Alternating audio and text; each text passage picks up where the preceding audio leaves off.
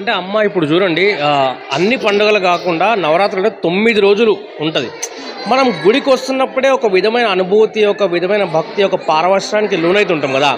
మహిళగా మీకు ఇంకెక్కువ అనిపిస్తూ ఉంటుంది అమ్మవారు అనగానే. మహిళా భక్తులు ఎక్కువ ఉంటారు. అనుభూతి అంటే అమ్మవారు మనం గుడిలోకి ఎంటర్ కాగానే మనకి ఎక్కడి నుంచి వస్తుందో శక్తి మనకు తెలీదు. మనంతలో మనమే ఆమెకి సేవ చేయాలి, వచ్చిన భక్తులకు సేవ చేయాలి, అమ్మవారు సేవ చేయాలా, అమ్మవారిని బొక్కాలా, అమ్మవారు మనకిస్తుంది, మనకు అమ్మవారు ఒకతే అని చెప్పి ఆమె దగ్గర భక్తికి వస్తారు. ఆ రోజు ఎవ్వరు వచ్చినా కంపల్సరీ వాళ్ళకి అమ్మవారు వాళ్ళు ఏ కోరిక కోరితే ఆ కోరిక ఇస్తుంది అమ్మవారు. కానీ ఎవ్వరు బాధపడాల్సిన అవసరం లేదు. ప్రతి ఒక్కరు భక్తి శ్రద్ధలతో వస్తే మటుకు చాలా బాగుంటుంది.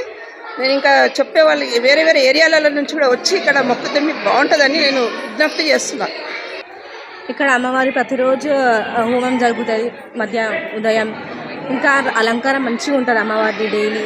ఇంకా లక్ష్మీ రూపం వస్తే డైలీ అమ్మవారికి సాయంత్రం ఇక్కడ దీపాలు అన్నీ వెలిగిస్తారు. ప్రతి ఇంటి నుంచి వస్తారు, మంచిగా చేస్తారు. అలంకారం మంచిగా ఉంటుంది అమ్మవారిది.